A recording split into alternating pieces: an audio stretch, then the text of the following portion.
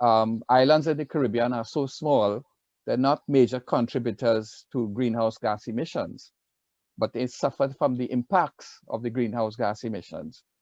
The largest emitter around the Caribbean is really Trinidad and Tobago because it has a petroleum industry. And but it still emits less than 1% of the total global carbon dioxide emissions. So it's not going to make any major difference. And one of the things that we learned in the last few years is that there have been major impacts from Category 5 hurricanes. There was one in the Bahamas in 2019. 3 years before that, end of 2018, there were 3 Category 5 hurricanes in the Caribbean. So what used to be really 50 years apart, then became 20 years apart, 10 years apart, and is now 5 years apart, where we're getting incredible hurricanes, which are destroying in a few hours, years of GDP. And consequently, we need to make a response. Every year in the Caribbean, there is a hurricane season. So we cannot have everything destroyed and don't build back better and improve standards and so on of how we do things. We can't go every year with our hands out begging for people to put in money. We need to do better. So this is what this project is about.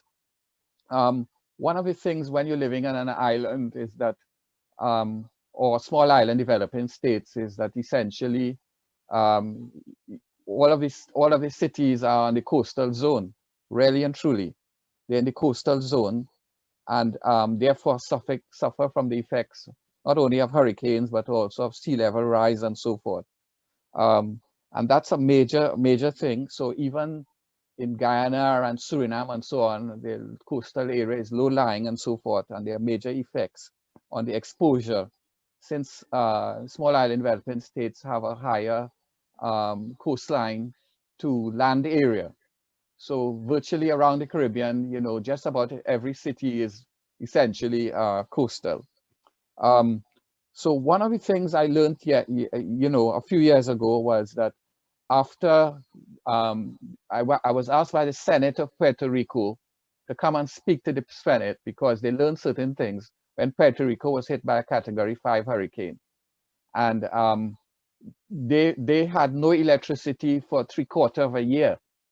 This was a really surprise to them. That's because, all of the infrastructure is above ground on lampposts with, wires hanging and so forth. And all of that was blown away. And it caused major consequences to the economy. So they asked me to come and speak to them about what I thought they should do, because they were going to vote on passing a law to make certain things mandatory. And that was very useful. One of the issues that came up was that, what do you do when there's no electricity? Okay, many people die. They have no electricity. So they have made it now mandatory to keep some solar panels, and even if household electricity goes, you could put the solar panels out on the roof and still get some form of electricity.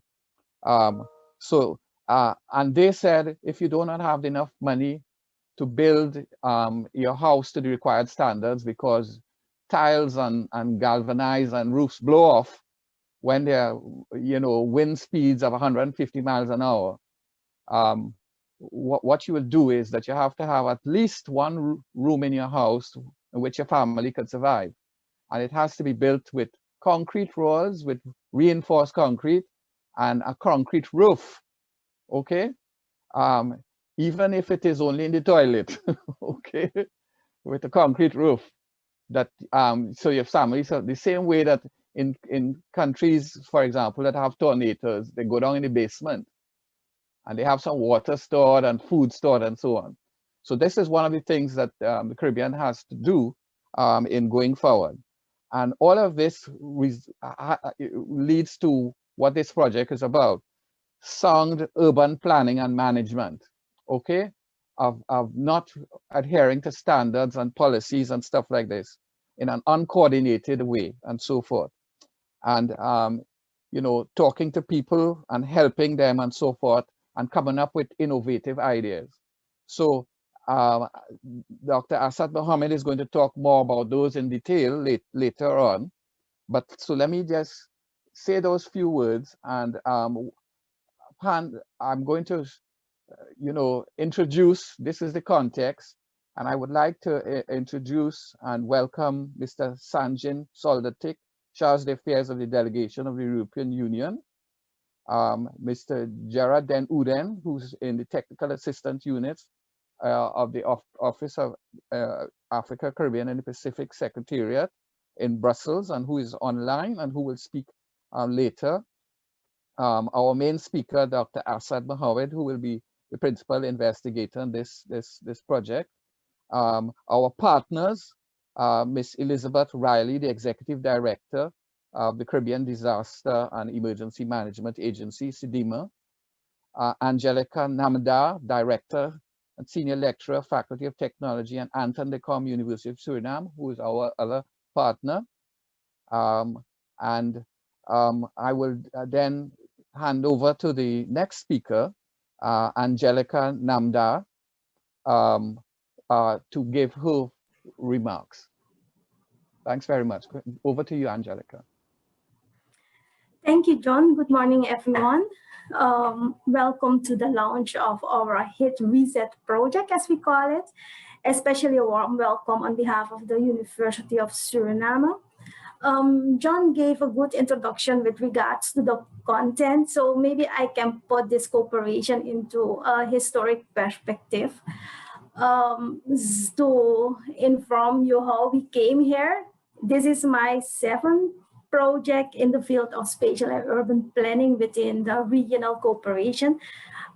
At least the 7th project together with UWI, and within those projects we had succeeded in a couple of things.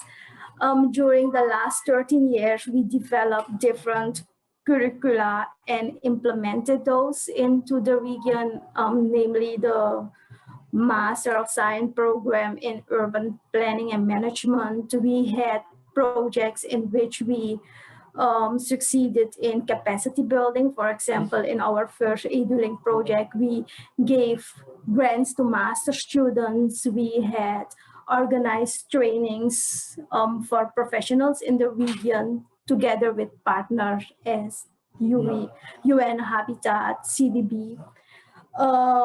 We supported the foundation of the Caribbean Planners Association. We established the Caribbean Urban Forum.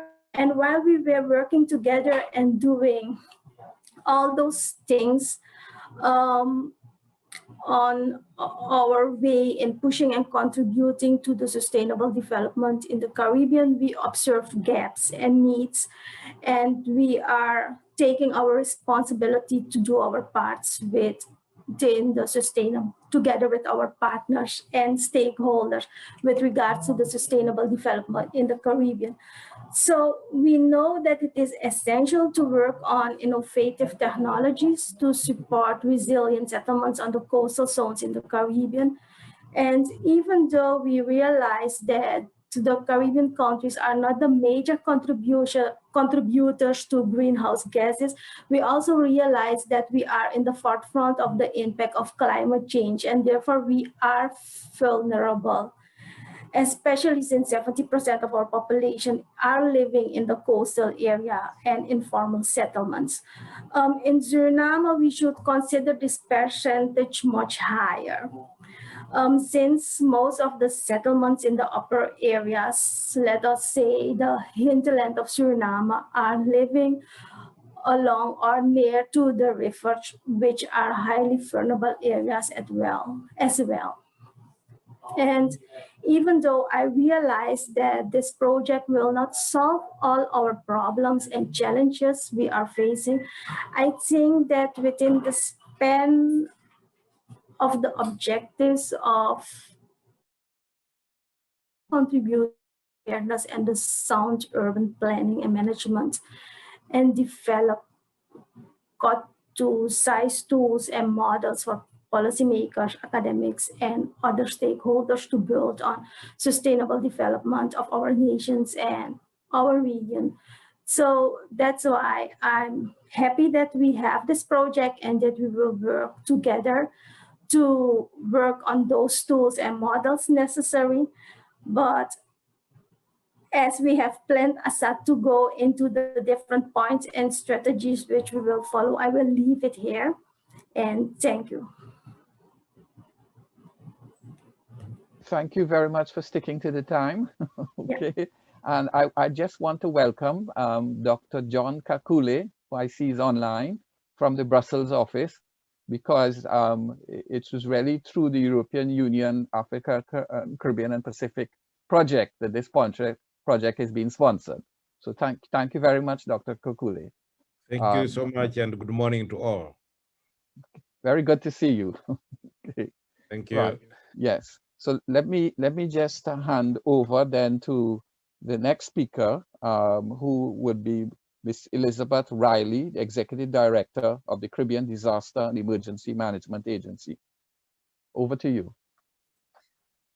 Thank you very much, Master of Ceremonies, and good morning to colleagues. And adopting the protocol that's already been established, I must say it's my distinct pleasure to deliver brief remarks today at the launch of the Harnessing Innovative Technologies to Support Resilient Settlements on the Coastal Zones of the Caribbean project.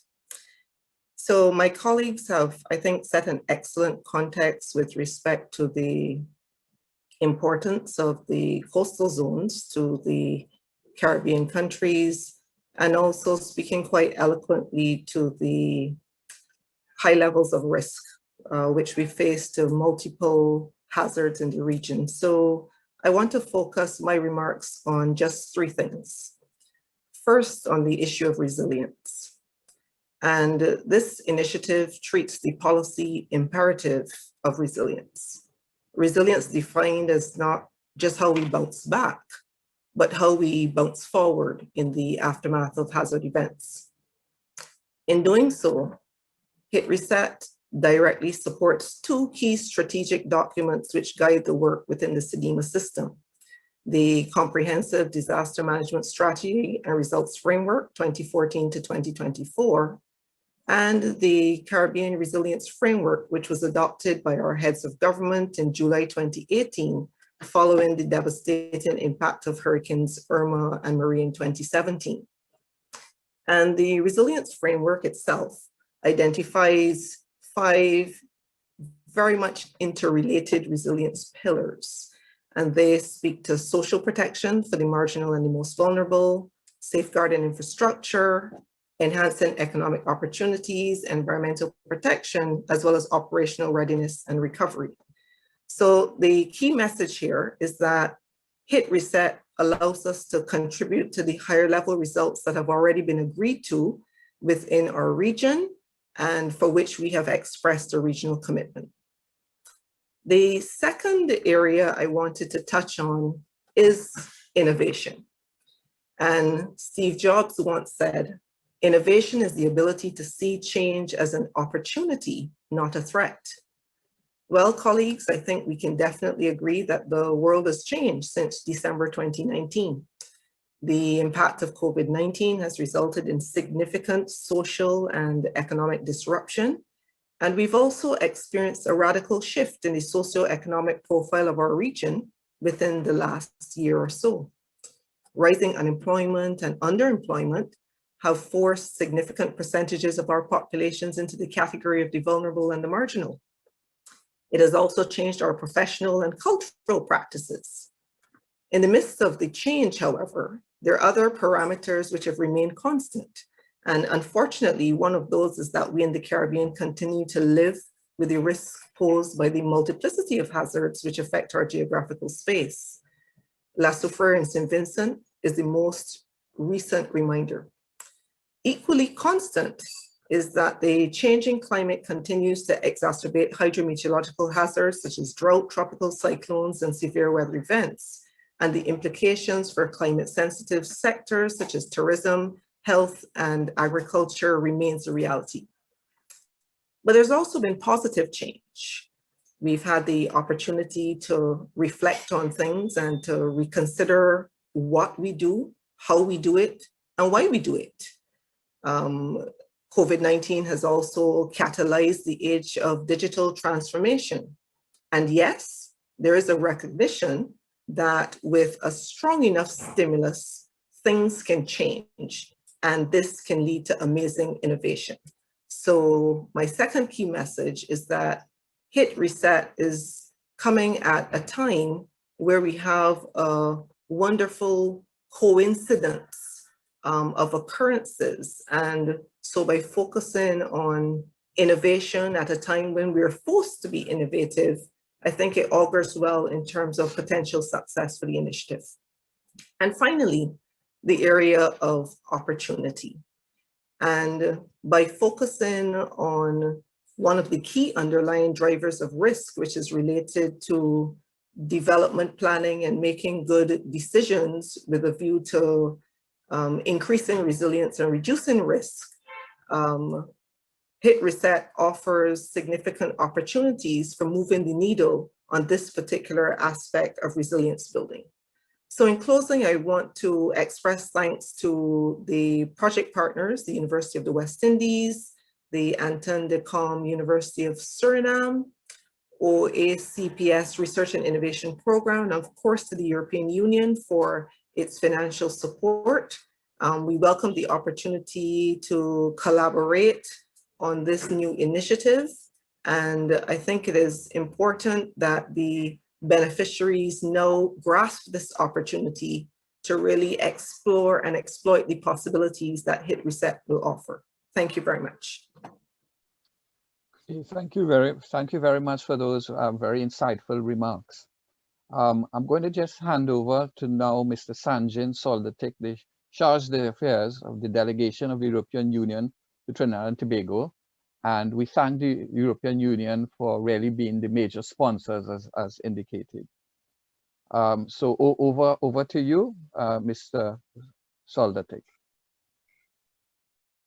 Thank you very much, Professor Agard. I would also like to greet Director Angelika Namdar and Ms. Elizabeth Riley, Executive Director of the Caribbean Disaster and Emergency Management Agency, also all other participants, all ladies and gentlemen.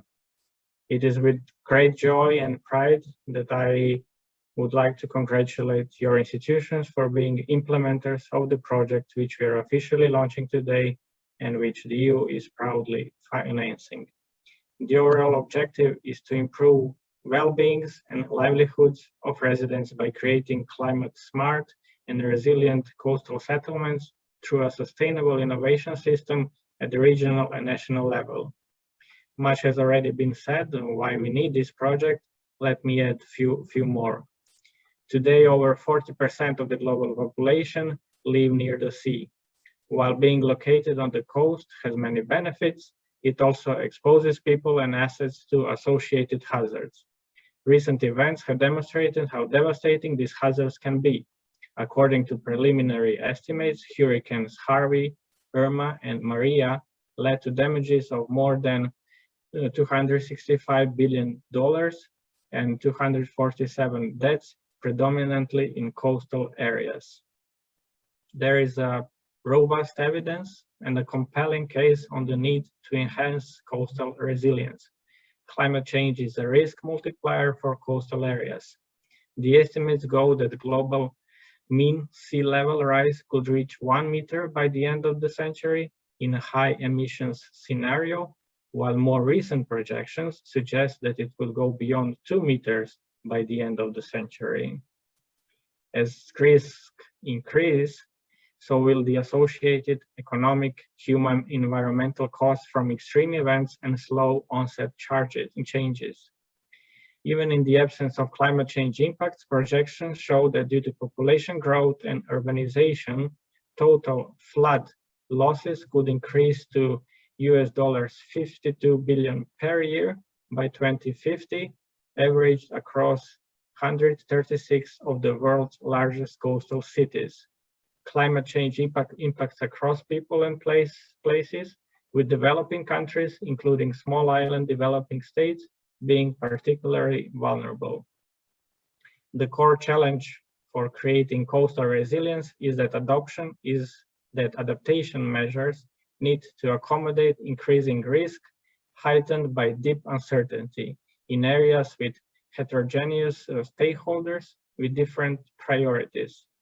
Coastal adaptation measures include protecting coastlines from flooding and erosion, building new infrastructure, or retrofitting existing infrastructure. These all have the ability to significantly reduce future costs related to climate change. While hard infrastructure may be the most feasible or cost-effective approach in some contexts, such as highly dense cities, building and maintaining hard infrastructure across all exposed coasts is not financially viable, and in some cases may be technically impossible. Hard infrastructure can also negatively affect biodiversity, coastal ecosystems, and the services they provide, further increasing coastal vulnerability. Finally, the construction of protective infrastructure can create a cycle of coastal development and increased protection. Once structural protection is built, the perception of increased safety can lead to further development in the flood zone, which can have the perverse impact of increasing vulnerability in the longer term. If those deficiencies then fail, the results can be catastrophic. Therefore, in the context of rising risks, there is a need to move beyond a heavy reliance on hard coastal defenses, for example, seawalls, to a more flexible, forward-looking approach. This includes integrating hard infrastructure with nature-based solutions, for example, protection of restoration of coastal ecosystems, new technologies for accommodating flood risks, for example, permeable pavement, and potential managed retreat in some areas. A resilient coastal community is one that is prepared for a range of future scenarios and can adapt to change in a sustainable, integrated, and inclusive way at an acceptable cost. This means adaptation measures need to build in flexibility, take advantage of co-benefits, such as the creation of space for recreation and nature, and involve diverse stakeholders for awareness raising, decision-making, and policy implementation. Ladies and gentlemen, while not all coastal risk can be avoided, well-prepared coastal communities will be better able to adjust to new conditions at lower cost and rapidly bounce back from disasters when they occur. Implementing change takes time, stakeholder engagement, and political will, and needs to be a continuous process of acting, learning, and changing course if necessary. This sets an urgent need for countries to put in place new policies needed to prepare for the future. Your institutions have recognized this need correctly and in a timely manner, and I both privately and professionally look very much forward to learn about the results of the project implementation. I wish you every success and thank you for today's invitation, and over to you, Professor Agard. Thank you very much. Okay, thank you so much for those very insightful remarks as well. So I'm going to just, to keep the time, I'm just going to hand over to Geraed Den Ouden from the Technical Assistance Unit of the ACP over in Brussels. So over to you, Geraed. John, good morning. Thank you very much. John, just one point. I thought also that the EU delegation, or sorry, the EU headquarters in Brussels would like to have a short intervention at this moment. If I'm correct. Yes, but I'm going to ask for the intervention after you speak. Okay, okay, as you please. Okay. Yes, from Simona Maria.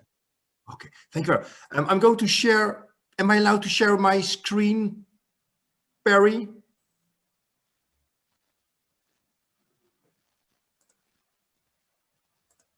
I'm not allowed to share my screen. I would like to have a very small presentation, Perry. Yes, it's allowed. It's allowed? Yeah. Okay, are we there? Not yet. Not yet.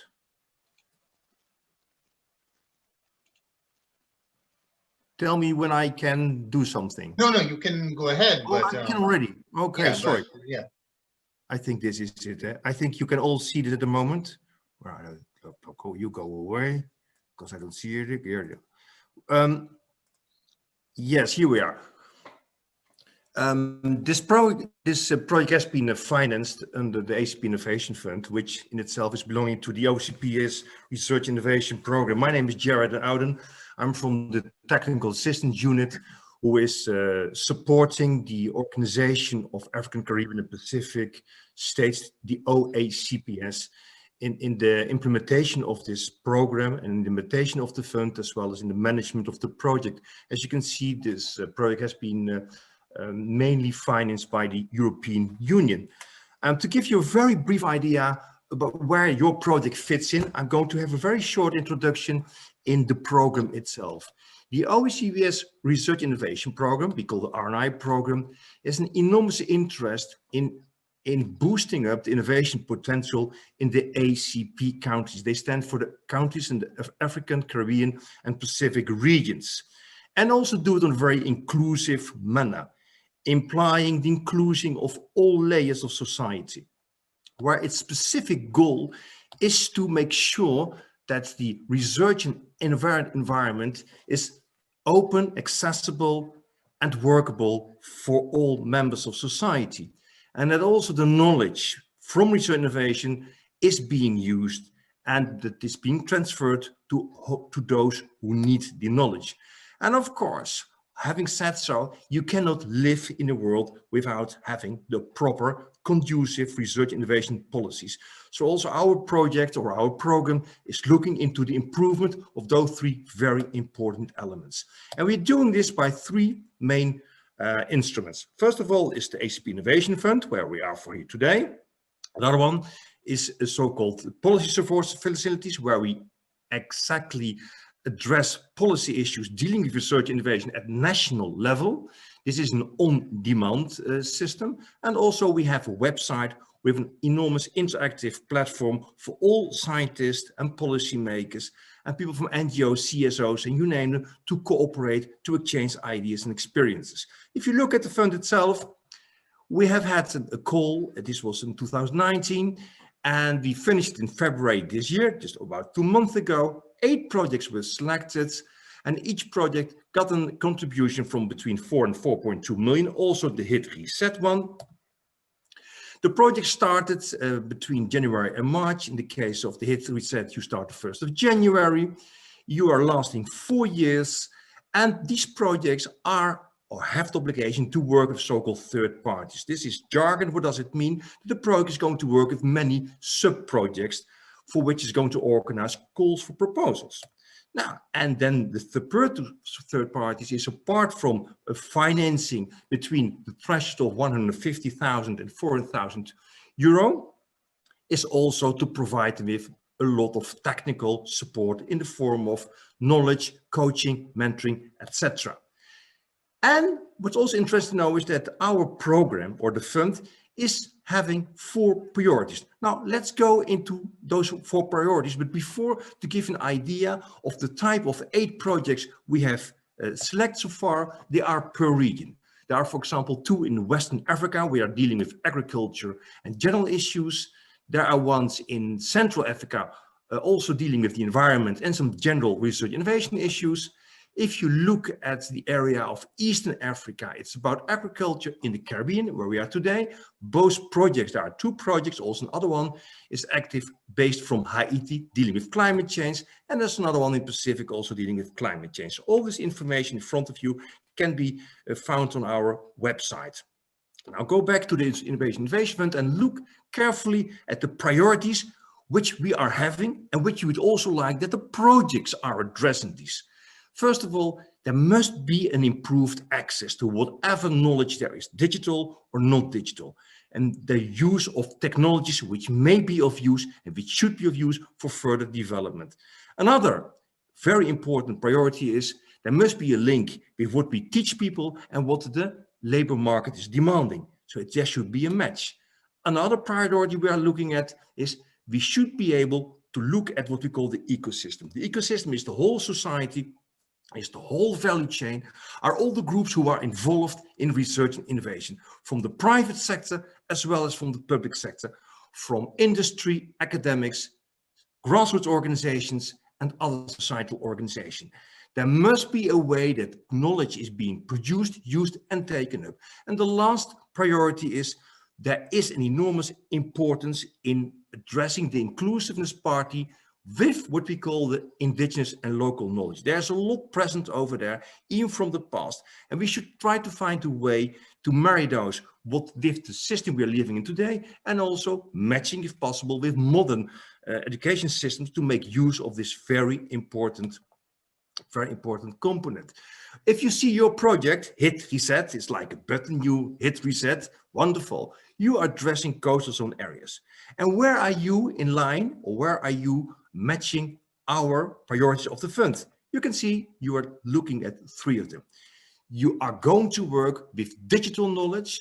You are going to address the synergies and ecosystems, making sure that policymakers are talking and dialoguing with researchers and societal groups. And you're also looking at what is known at the area. How can we make use of our existing knowledge and use this in the all-inclusive ecosystem? We are very aware that within the climate change concept, which you are addressing and which UE and CDEMA and the Anton de Kom University have a vast experience in. It is true, the sea level rise, as being mentioned by our member of the UN delegation, is indeed going to rise to 1 meter and maybe 2. But those are projections. It can even be much, much worse, which is of course depending on the deglaciation rapidity of the Greenland and Antarctica. They have a vast influence, as well as the ocean currents.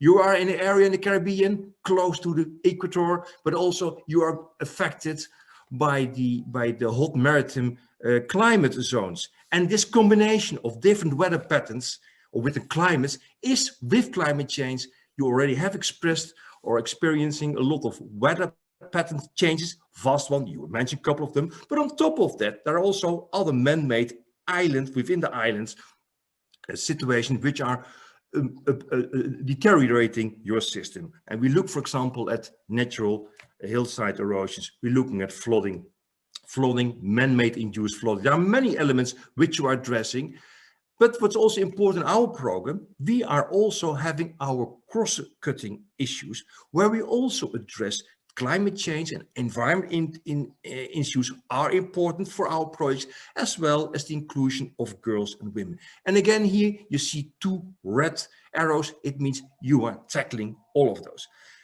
Having said so, we have now put your project in the concept or in the context of the OACPS Research and Innovation Program.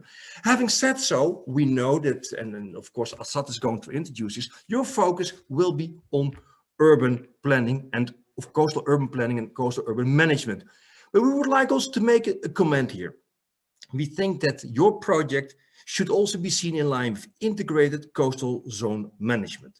When we look at the coastal ecosystem, there is the human component, the human ecosystems, the urban areas, as well as the natural ecosystem. And together they form the habitat, the coastal habitat. And the integrated coastal zone management approach, I think, should be addressed by you, should be embraced by you. And of course, the majority of the people are within the coastal zones, but we would like you to take this also in very close consideration. Having said this, there is your project, like we've said in the beginning, you're going to work with third parties, which you call the local innovation projects, all over the CARICOM areas. The small independent development states, the island states, they are in utter need. And what we would like to see, although your project is lasting 4 years, that you make very ample use of the very small time frame you're having in order to address as many of the problems needed in the urban planning, but also to work very closely and strictly with stakeholders. You have had already a couple of projects financed by the EU over the last 10, 15 years.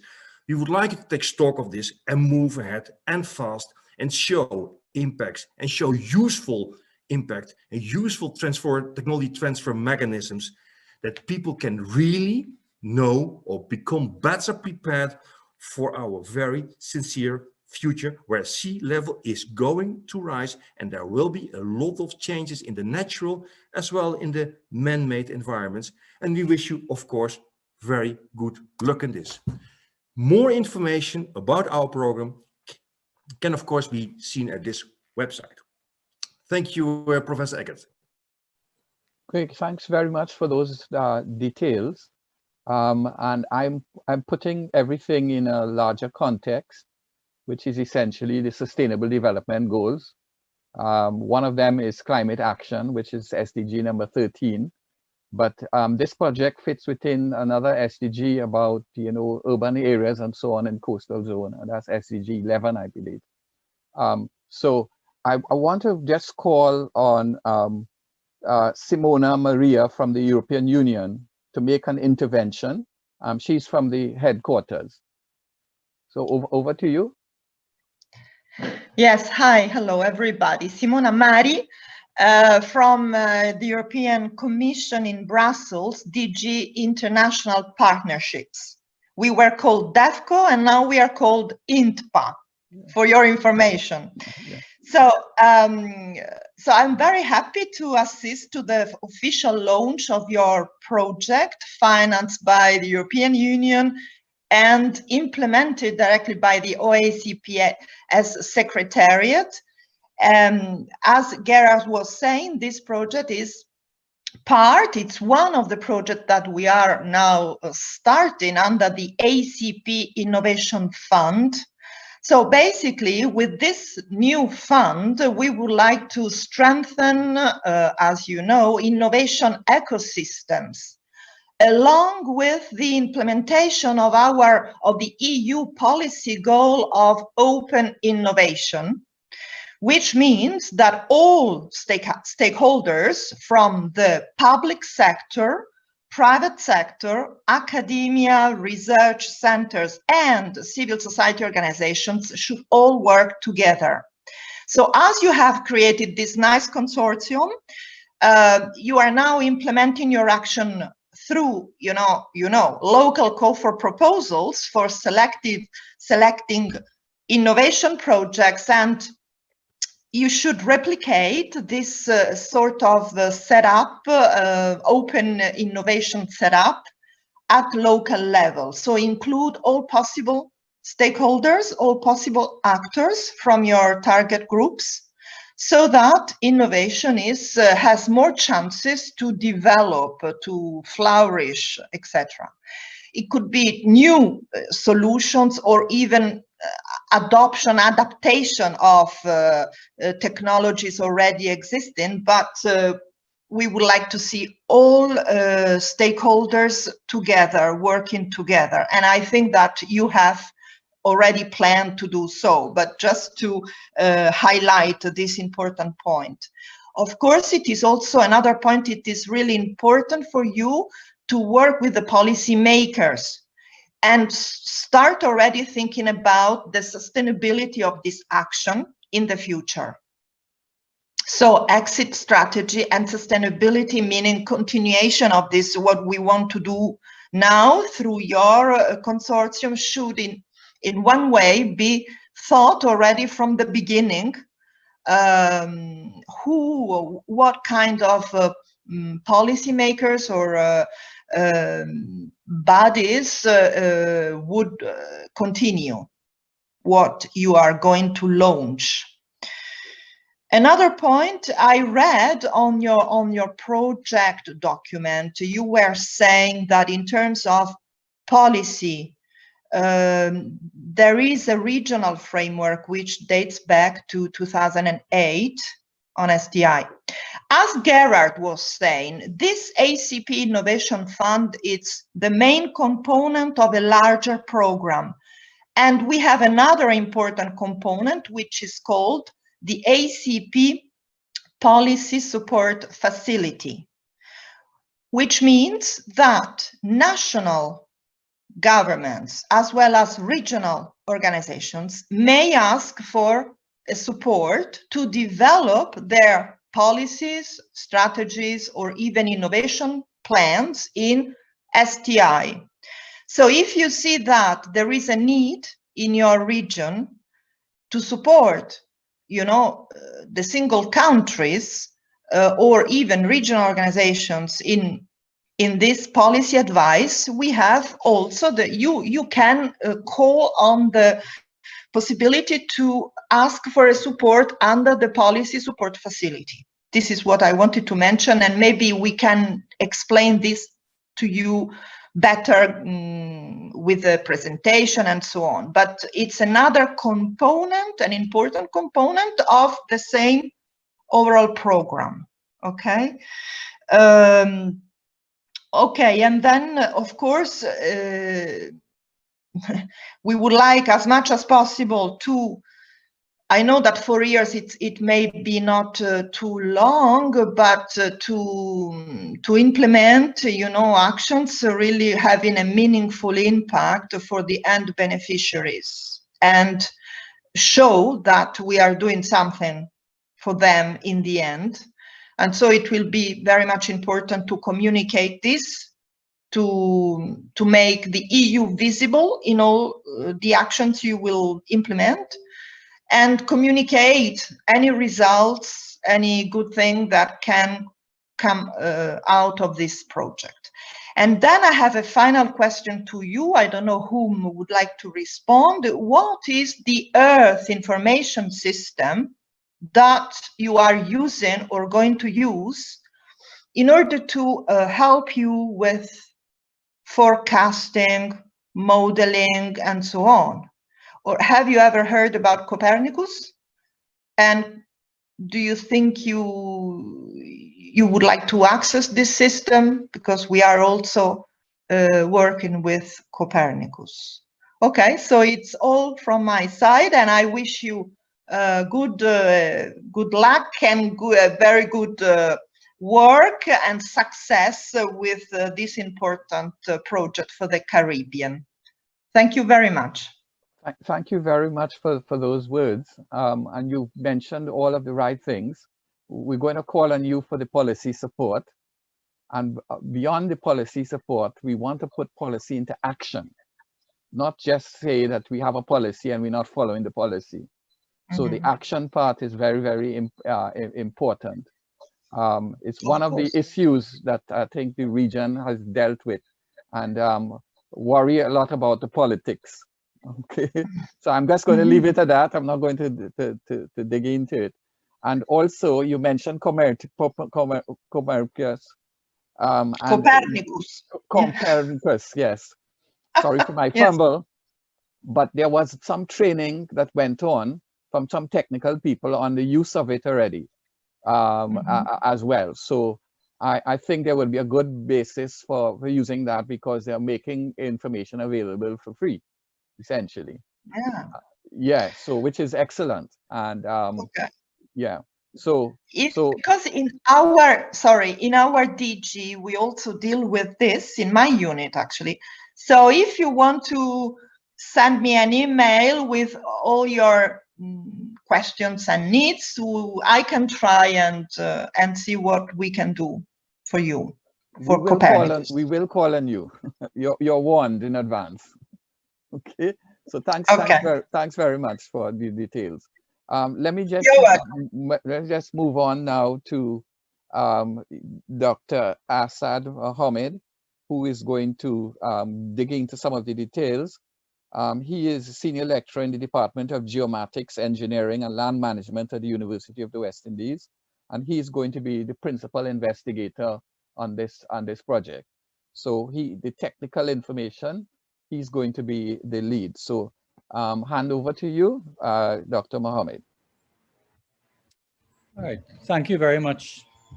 Thank you very much, Chairman. I'd like to start by sharing greetings with our colleagues from the European delegation in Trinidad and our colleagues from Brussels, both the technical support and the ACP, and our colleagues from the Commission, as well as our partners from CDEMA and AdeKUS, and the many stakeholders who have participated in the meeting. I have some prepared slides. Perry's going to put them up for me, because my internet tends to be a little unstable here.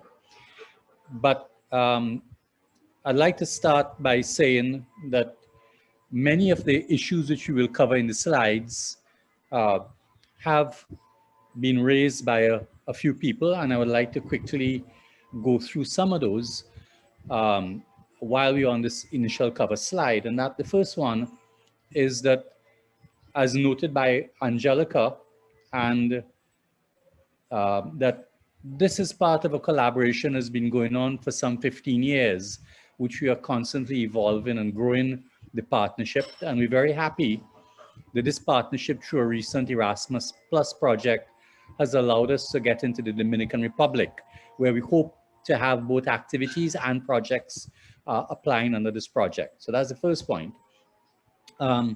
John and many of the speakers have touched on some of the technical issues which we need to address in the project, but I would like to start off by emphasizing the first word in our project, and that is harnessing. What I don't think that we're intending to do is to create a whole new set of science.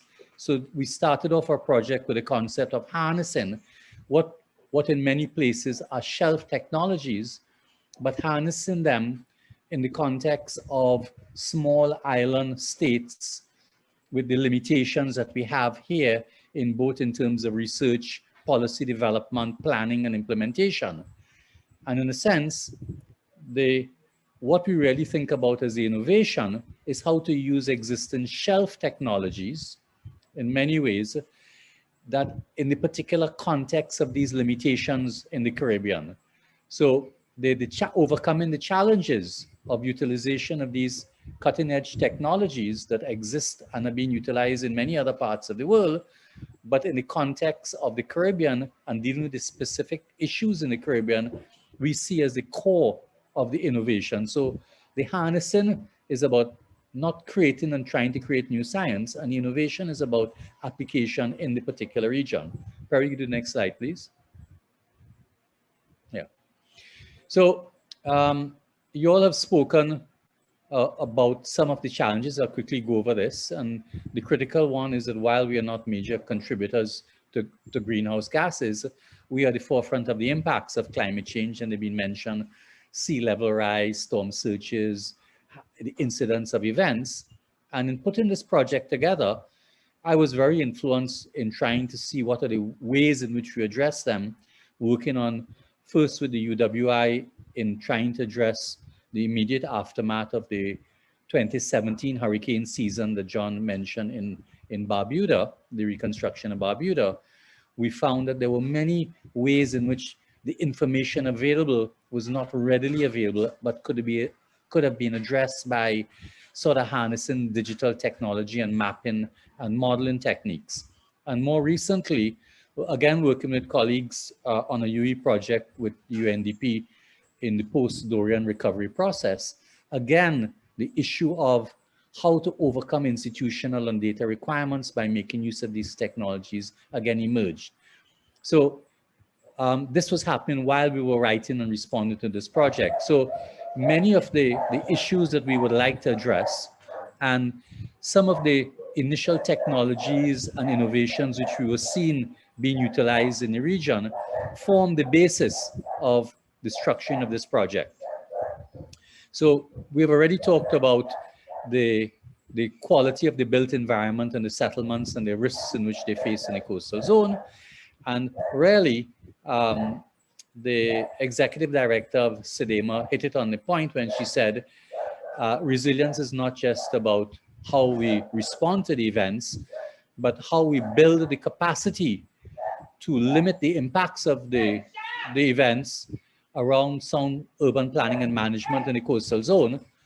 And I would like to mention, to tell our colleagues from the TAU, Geraed, that we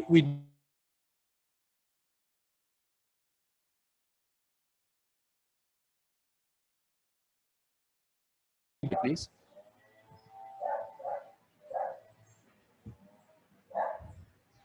Yeah. So hit reset. As you see, hit reset is a shortened version of the broader concept of the project. And Geraed has already given us a good introduction of the overall concept of the project. In our specific project, we are trying to look at, like I said before, the digital and modeling technologies that may exist on the shelf and try and see how they could be adapted for use to resolve the problems in urban planning and management in our coastal settlements, but that our projects that we choose are regionally replicable. We don't want unique cases. Well, we'll try to avoid that. We want to have projects that have replicability and scalability in the region, and that help us to address the specific types of problems, both understanding and predicting, as well as managing pre and post events. Of course, as the delegate from the commission mentioned, we intend to harmonize these technologies in the context of the policy and institutional frameworks, and notably the capacity of these particular agencies to engage local communities that are impacted by the events in the process of both policy development as well as innovation and use of these technologies. We like to emphasize that we have a long history at the UWI and specific types of projects, not just in innovation and research, but also in supporting and funding programs throughout the region. And we hope to bring this to bear. And finally, these core objectives,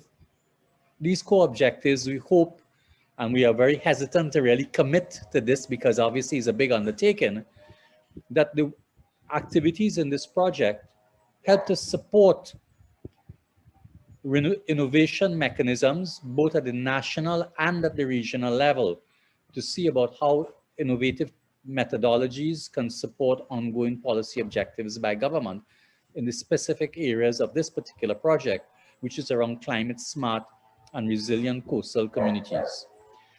This is in harmony with broader project objectives of the university around the development of a capacity around climate smart and resilient development and the institutional support for that. There's a very specific initiative undertaken from the Vice Chancellor's office around building that capacity. Perry, the next slide, please. So, specifically, we have broken our project into two components. One is what we call pilot projects, in which we created, as I mentioned, while we were doing our work in preparing and understanding this and previous work, we had seen existing activities that were ongoing that had started initiatives which needed support to take it to its fruition. And therefore, we created a list of ongoing activities which we hope to support in a pilot phase of the project, where we will fund around 3 pilot projects. One of them would address the issue of what is the global system we're going to use, and that is whether we use Conopica. I'm having problems like John in pronouncing it. There is an existing initiative out of the Association of Caribbean States, in which they've been, with the support of the Mexican and Chilean governments, in which they were trying to capture data and make it available for individual countries. And we expect, as early as the pilot stage, that we'll try to address the larger macro framework of how and what type of data is used. So we are thinking about that. And then the second one, having gotten these few pilot projects going, we hope to use the pilot projects of developing the mechanisms that are sustainable and replicable in terms of supporting innovation and the funding of innovation that will last beyond the life of the project. And then once we get the first set of pilot projects going in phase 1 by the middle of this year, and we've tested and piloted and worked through the mechanisms, we expect to support for another set in an open call in a year's time, another 10 projects. So while Geraed talked about the range of projects from 150 to 400,000, in our particular project, we are supporting slightly smaller projects to get these quote unquote 13 projects done in a range of about 150,000 to 210,000. But there will be flexibility based on the actual applications that come in and their funding requirements. So we are not holding fast to this specific framework. We'll review it based upon the actual proposals that come in. So to summarize this, we have 2 rounds of 2-year projects. These are intended to be 2-year projects. The first set, the pilots, which will be about 3, will start at around the middle of this year, and around the middle of next year, we'll have another round for another 2 years, so they will be finished within the 4 years of the program. We have reviewed the eligibility, and the area of application of all our projects will be in the CARIFORUM countries, and we expect that the lead applicants will come from those CARIFORUM countries, with the exception of Montserrat. But we expect, because of some of the technical limitations that may exist in some of the applicants and some of the countries and the projects, we expect that there may be collaborating agencies for the projects that come from within the eligible EU countries. Like I said, the projects will be 2 cycles of 24 months. Perry, the next slide, please. Right. So these are the criteria which we have enunciated in our project and will be used in determining the types of projects that we get. One is we are focused on digital knowledge and the use of the emerging technologies and in modeling. We do want to see how people are doing it right now and what are the local and any indigenous knowledge, which was part of the overall call, to the extent it does exist in supporting the formal systems of practice. And we're not just only looking at the technologies themselves. We want to choose technologies that promote broader issues of energy efficiency, alternate energy, and healthy settlements, which is in harmony with the whole slew of projects we've been developing over a period of time. And as John mentioned, we are aligning our projects with the SDGs, and he mentioned 2 specific ones: climate change and SDG 11, which is really the urban SDG. But there's a specific sub-regional action plan for implementing the new urban agenda, which has adapted SDG 11 to the requirements of the Caribbean. And it's not surprising that the issue of disaster resilience and climate change are very high on the agenda of application of SDG 11 to the Caribbean. We want the projects that we choose, like I mentioned before, not to have limited application in one particular country or one particular case. We will be favoring in the choice of those which have broader replicability and sustainability and the potential for scaling up in larger contexts. Inclusive planning, consultative mechanisms, involvement of communities in the development and implementation of technologies is another criteria.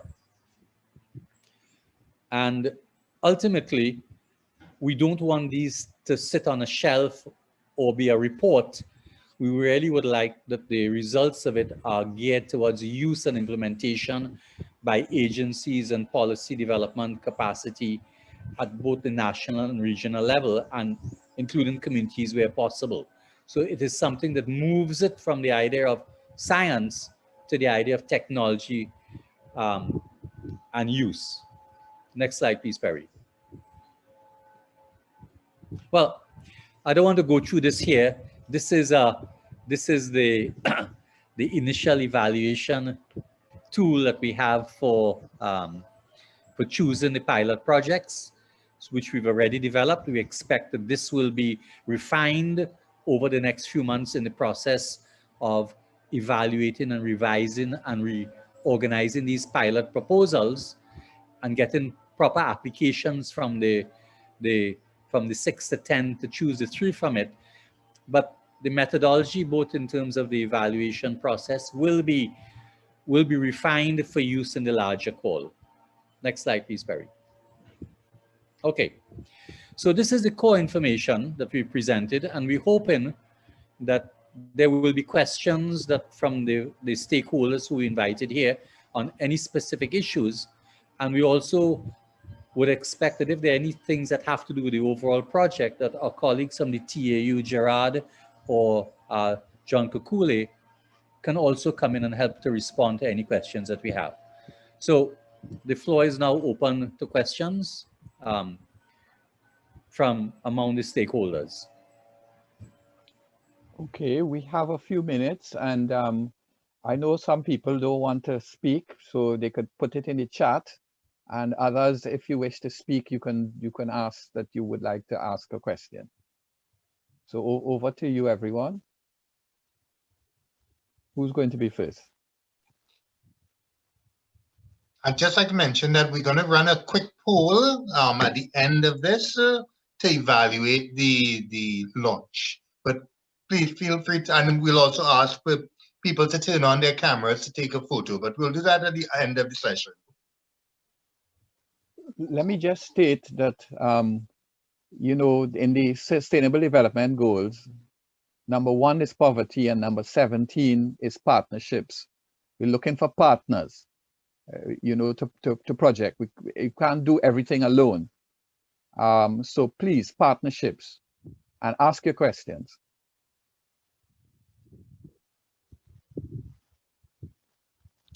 Aracel, please go ahead.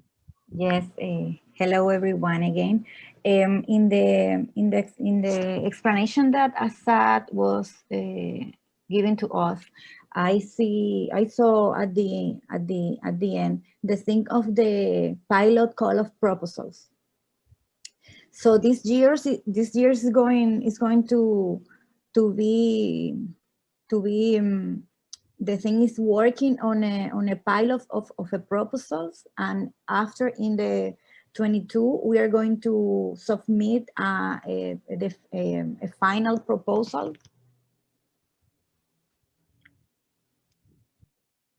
Yeah, let me provide some clarity on that, RSL. We have a list of projects, and if people want, I gave an illustration of one of them, which has to do with the macro data systems. Another one had to do with modeling, using digital and modeling techniques of groundwater issues on the coastal zones susceptible to stormwater surge and sea level rise, which is a critical problem we encountered in places like the Bahamas Islands and in Barbuda. These are very critical issues. Another type of project which came up in the pilot stage was how to develop multi-risk, multi-hazard mapping, converting existing data using digital techniques for better decision-making and the regulation of development in another area. So these are the types of projects which we already have on our shortlist. We have one around water harvesting, which came out of Jamaica. We have another interesting one which has to do with issues of transportation, public transportation in urban areas, and risk to women. I mean, these are the types of a very broad range of projects, and we are only going to choose 3 at the pilot stage because we need to work through the mechanisms and achieve the objectives: replicability, scalability, being able to embed it in the local communities, enhance capacity and collaboration between research institutions and municipal governments. So we have a long list of which we're going to choose 3. The people who are not successful out of the pilot stage will be allowed to submit the application in the open call around the middle of next year. We will make a choice, but I expect that the call will go out early in 2022 after we've worked out some of the issues. And we will be using the Caribbean Urban Forum for participation to start to discuss the results and the direction of the projects. So our stakeholders, a broad list of stakeholders in the region, can get an idea of the nature of the projects, the types of innovations that are being proposed, the funding mechanisms, the evaluation criteria. We'll be exposing all the potential candidates to these issues as we go along. So it will not be like now that you're hearing for the first time. At this Caribbean Urban Forum, we'll have panels to discuss the potential pilot projects, the nature of the innovations, as well as the operation of the program. Does that answer your question, Arcel? Or do you have a follow-up question? And we're really hoping that, like I said, that we do get proposals submitted from the DR. And we're actually hoping that we may plan, I think we had indicated to you, a Caribbean Urban Forum in the DR as the project progresses, but COVID-19 may mean that we need to rethink our schedule of where we have that. Yes, so in the development of this year, we, for example, as Pucamaima, our university, we are representing it. Maybe, as you say, that there is a pilot that is pre-formatted of projects. Maybe for us will be better to wait for the next round for 22. Yes, because we didn't elicit a pilot from you all in the first round, you all will wait for 2022. But we will share the draft guidelines that we have for the projects. And these projects take time to put together properly to follow the guidelines. So as soon as we have draft working guidelines for the pilots, we will circulate it broadly as a pre-information for people to start to think about and start to do some work on the proposal, because a year goes by very quickly in conceptualizing and developing these projects. So the idea is to start to share information with people so that by the time the open call comes next year, the projects are well thought through and developed. And we'll be sharing our own thinking, and you'll participate in the evolution of our tools, our guidelines, etc. over the next, well, it's not even, well, less than a year now before the open call goes out. There is a text from Ronald Rupnarayan. Would a project that focuses on the mental health impact of disasters on vulnerable communities be considered suitable in the general scheme of things? This is a critical area that has gone more or less unexplored. Most interventions speak to immediate geophysical impacts and limited focus on this long-term socio-cultural impacts and interactions. If I could respond to that question, I actually wanted to open the floor to see if Geraed has any comments based on my question. Subsequently, I see him writing very busily, and we've had some good discussions on this. Ronald, Jeremy Colima and Ivan Innes were on the call earlier on, and they will be the first to say that when we hit the ground in the Bahamas, the issue of mental health, not just of people impacted by it, but the people who are responding to the disaster on the ground is a very critical issue. And obviously, if mental health comes up as a critical issue in improving resilience, we would be guided by the broad objectives, which is how do we make use of digital technologies and methodologies, which is where the core of our innovation. And if those can be, those digital techniques and capture of digital information and modeling can be applied in the use of improving and addressing mental health issues in pre and post-disaster contexts and improve the management and the resilience of our urban areas, yes, we will entertain it in that particular context. We do have, unless Geraed needs to intervene, do you need to intervene? Geraed, okay. Right. Okay, we have another question from Cornelius Isaac from the OECS. Would the following qualify for support for the OACS. Design of an incentives regimes to encourage resilient building practices, including building retrofits, particularly for existing and new low-income properties.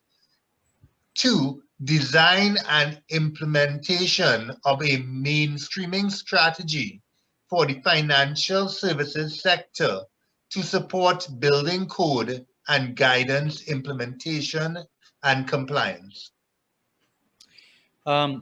Those are very complex project proposals, Cornelius. And as you know, we do have ongoing collaboration with the OACS, and we're hoping that the OACS does apply, because we see the OACS as a long-going partner in the sustainability of innovation in the region. And we know that, for example, your ACCA project, which is European funded, we would obviously want to seek to find harmonies. Again, it will be similar to my answer to Ronald.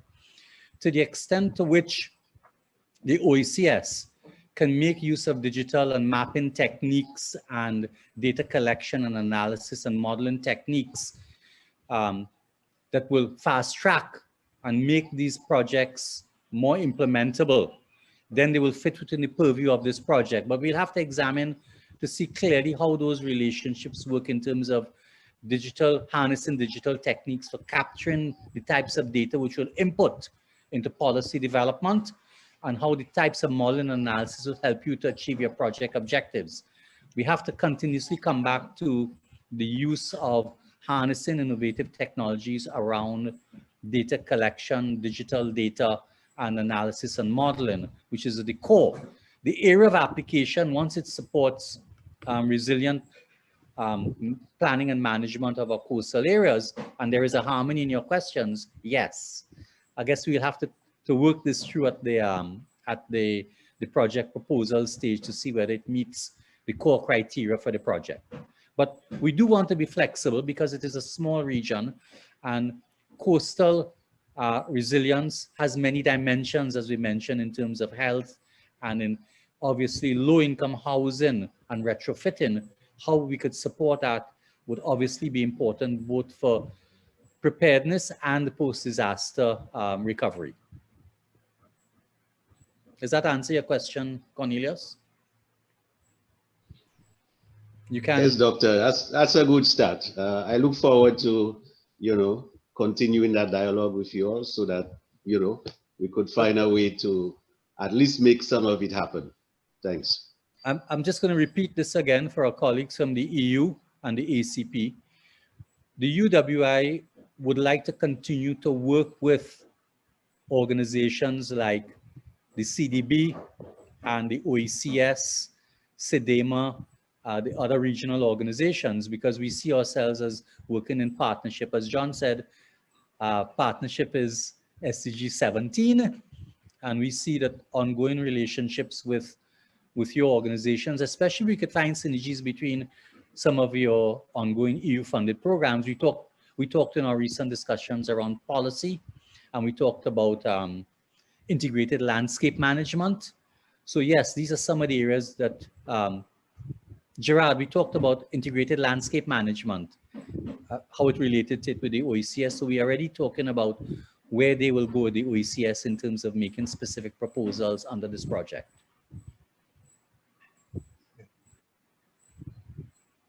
I'm not seeing any more questions, but I'll kindly ask people if they are willing to do a poll, an evaluation poll. We'll leave it open for a few minutes. Barry, can we please give a chance to invite?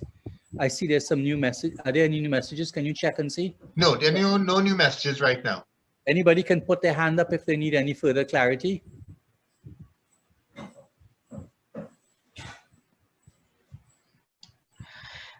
May I ask something? Sorry, sure, Simona sure. Again. So I see that you are already receiving some sort of ideas of innovative approaches or possible projects. But I mean, I think, I don't know how you are going to do in practice, but you will have to define, I would suppose, in the guidelines of the call, what are your objectives? What do you want to achieve by sub-granting the money you have received? Part of your grant you will have to redistribute, yes, to local third parties to do what? I mean, you will have to define the broad guideline, the broad objectives in your guidelines, and then select the best proposals to implement the action, your global action. This is the way we see it. What are your thoughts about it? Because yes, please.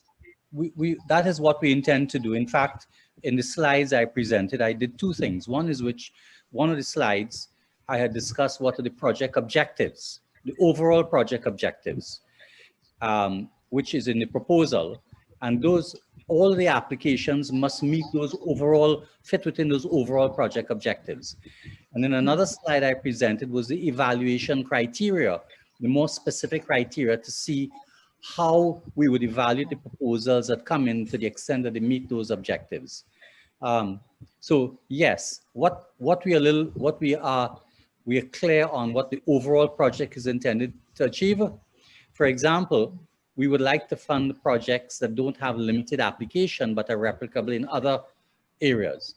We are wanting to fund projects that develop the capacity around harnessing use of techniques, technology, or science, but to make sure it is usable within the particular context of municipal and national planning agencies and can be embedded in those agencies, right? So we just don't want science. We want to see use and application at the level of specific municipalities and national governments actually making use of technologies to improve planning and management of the coastal settlements. So we have some very specific criteria which they must meet. But I'm raising the point of flexibility as somebody raised the issue of mental health. How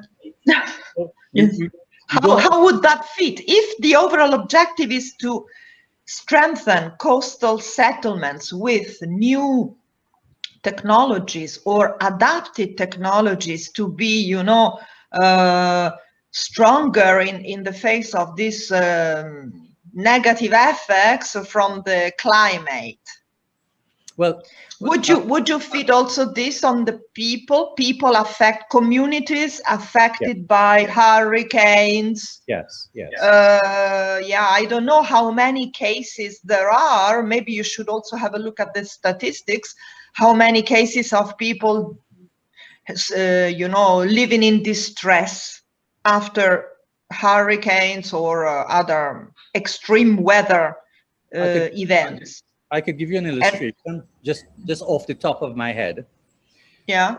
We can get some statistics on people living in distress, but if we could spatially coordinate the location of where those are likely to live with the impacts of poor planning or the impacts of storm surge, it gives us better tools to start to deal with how do you address those in the long run. So here you could see, you can take a social phenomena, but spatially map it and to look at the relationship between low income, poor quality housing with a potential impact of another one. So that is the way I see we can make use of spatial technologies and its mapping and modeling to meet the objectives of the projects raised by the OACPS. And there are strong correlations between general socioeconomic conditions and coping capacity of communities and households. So there is an overlay where we could spatially map those and look at where they're located and then look at broader planning and management policy. So I can see some relations, they'll have to be worked out by the applicant. Another point, Mr. Mohammed, you know, you as the leader of this consortium from UWI and the other co-applicants, you have to, you know, redistribute the money. So give financial support to your third parties, best innovative ideas, proposals. At the same time, you also have to provide them with technical support. Meaning, if they need technical assistance or trainings or even capacity building or in whatever matters, I'm talking about the third parties, you know, so the communities living along the coast or even the research centers that can contribute or innovation hubs, I don't know what are your third parties. Your consortium is also due to provide them with any kind of technical support that they may need. Yes, have you planned this in your overall work plan?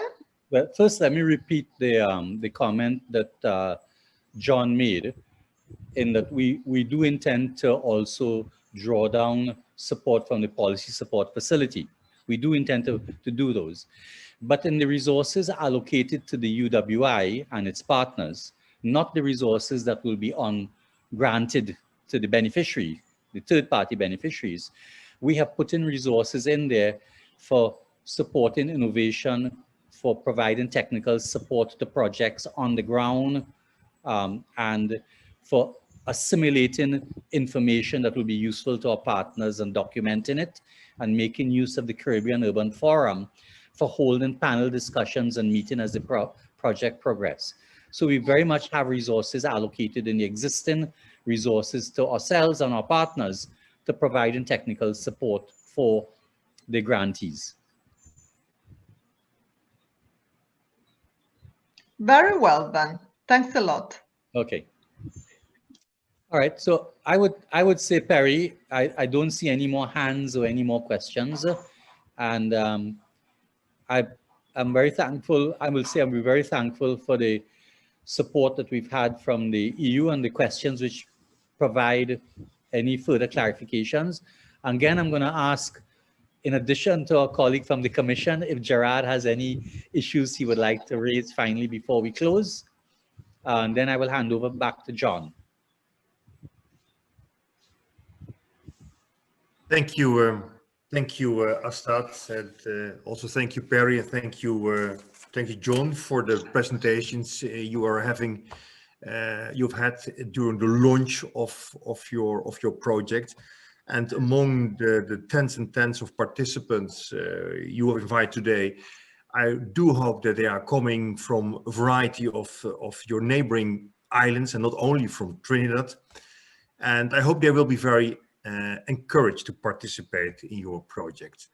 Your project can be a signal to show to others how to deal and how to make use of technology in order to be in contact with each other.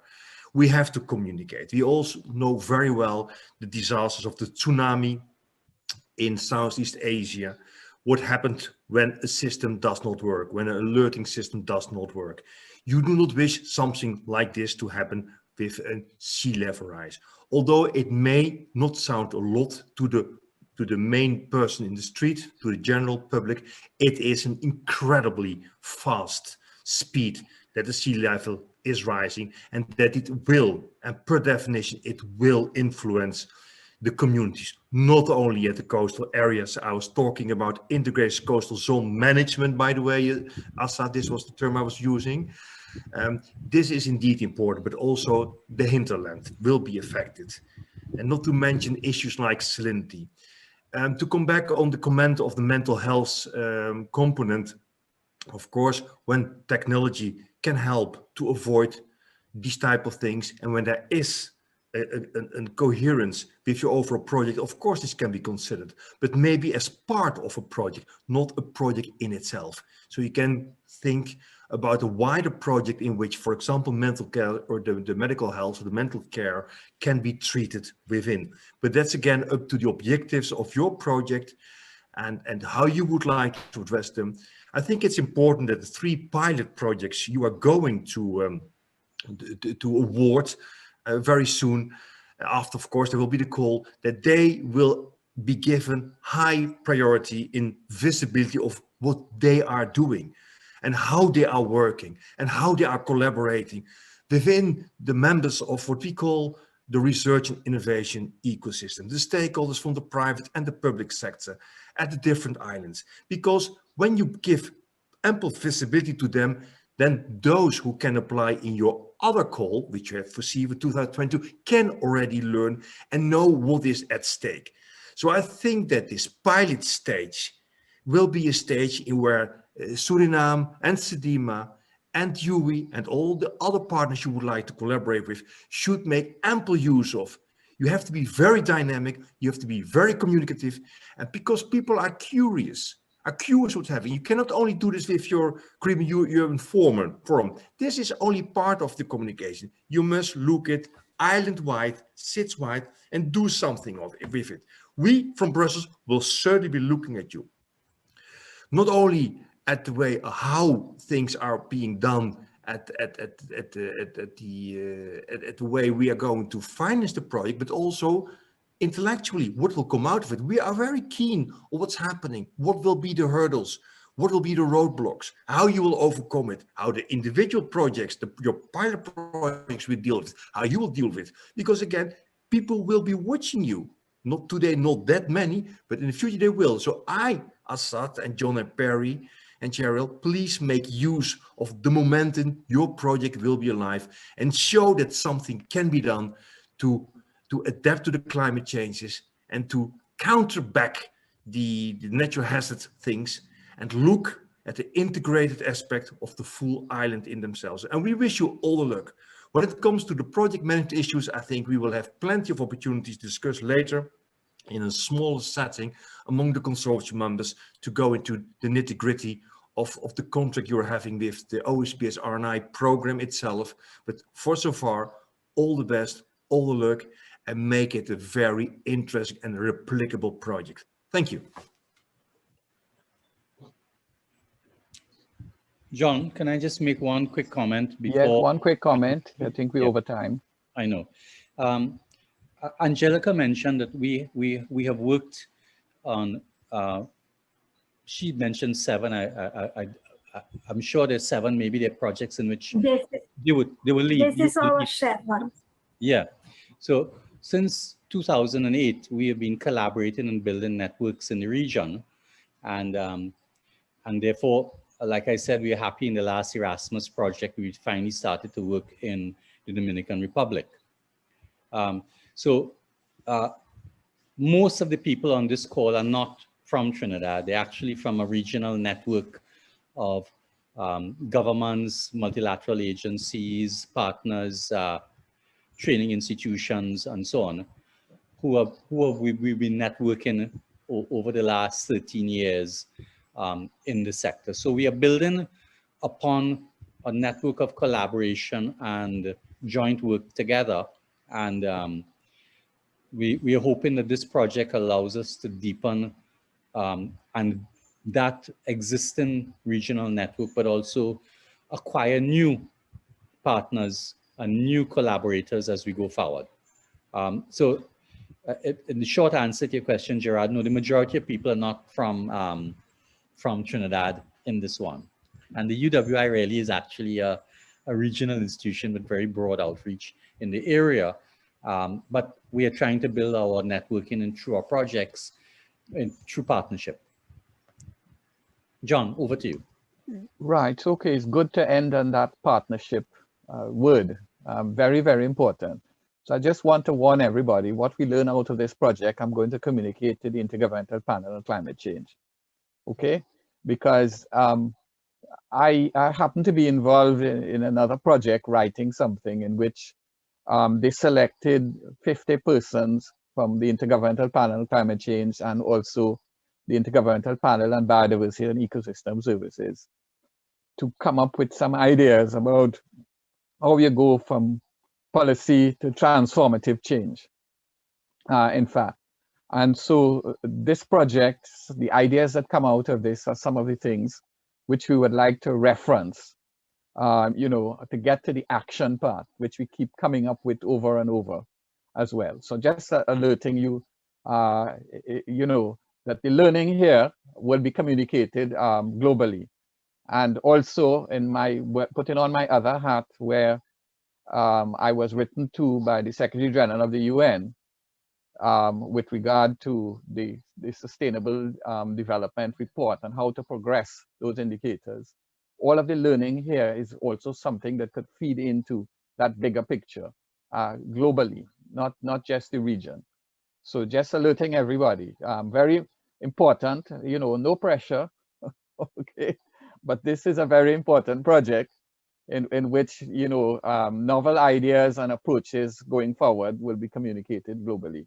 So thanks very much, everyone, for joining the meeting and for all of the feedback, you know, going forward. And we'd like to bring the meeting to an end. And to thank the European Union very much for sponsoring, and DevCo, and seeing Simona, excellent. Okay. Thank you so much. Yes, you know, a very important opportunity for us to be partner together as well to improve the future of the planet.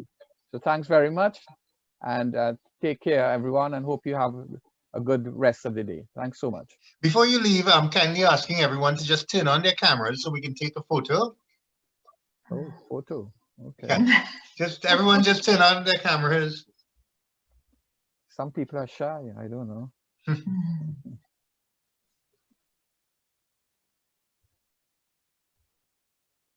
Okay, yes, we almost have everyone. Okay, we'll take a camera. All right, we'll take one there. Okay, that should be good. Let me just take one more with my actual camera. All right.